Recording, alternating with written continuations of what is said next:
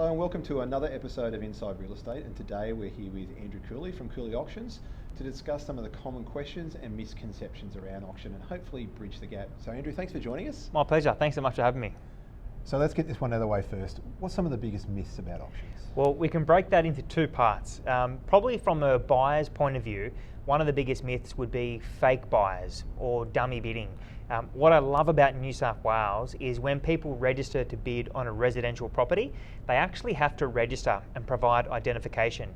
So buyers can take 100% assurance that it's a myth and there's no fake bidding and there's no dummy bidders as well.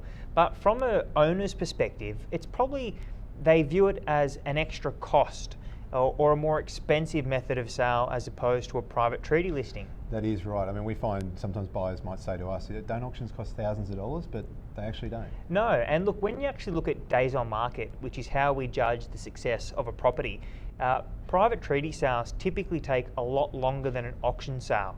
So when you go to auction, you reduce days on market, which means we actually save the owner advertising costs. So by going to auction, it actually can work out cheaper as opposed to a private treaty sale.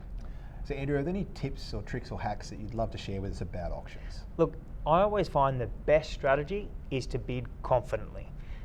When the auctioneer asks for their first opening bid, I find the best way to do it is to bid straight away. The reason for that is you want to show the competition and show the rest of the buyers that you're there to buy that property at no matter what cost. Now, the reality is we all have a budget and we all have a limit to which we can go to. But I know myself, when I've bid at properties, I want my other buyers, the other competition, to think that guy's just not going to stop, even though I know I will stop because I can only go so far. So bid confidently every time a buyer places a bid on top. They place a bid on top. And always bid the increments the auctioneer asks for. There's no point trying to be too fancy with the bidding strategy. Bid quickly, bid confidently, show the market you're there to buy it. And again, that refusing a bid, if the bid's too low, that auctioneer can sort of refuse that bid midway through. Definitely. Look, the auctioneer will always suggest increments to move in. If for some reason you'd rather move in a different increment, naturally you can ask the question. But if the auctioneer feels as though it's not in the best interest of the vendor to be taking those lower bids at that point in time, they'll simply just suggest another number. So how does a buyer register an auction and what do they need to bring? So it's really simple. All they need to bring is their driver's license. So let's say, for example, Andrew, if I'm going to an auction and I'm bidding on behalf of myself and only I'll be signing the contract. All I need to do, if I'd like to pre-register, I can do that on Auction Now. And then on the night of the auction, I simply just bring my driver's license and I get given a bidding card and what we call a buyer's guide, which basically outlines all the terms and conditions of auction. If, however, I'm bidding on behalf of a third person, now Andrew, sometimes buyers can be nervous bidding at auction and they might like somebody else to bid for them. So let's say, for example, you wanted to buy a property but you didn't want to bid and you wanted me to bid on your behalf. All you would do is fill out a bidding authority form, which really just authorises me to bid on your behalf. If you're going to come to the auction, you would sign the contract if successful. If you couldn't be at the auction, we simply just get the auctioneer to sign for you. So Andrew, what's a vendor bid?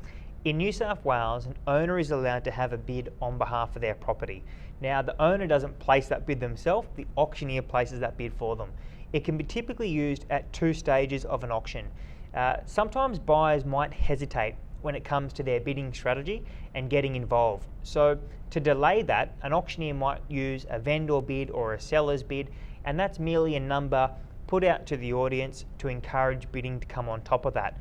Or the auctioneer might use a vendor bid a little bit later on during the auction, maybe just to bridge the gap between where the reserve price is, which is the sale price, and where the highest bidder might be at the time.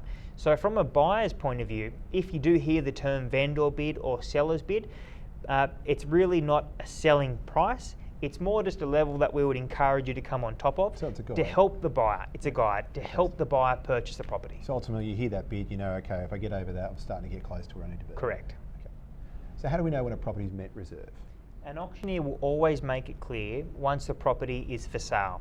Some auctioneers use different terms. I simply just like to say, well, ladies and gentlemen, it's here for sale and it will be sold.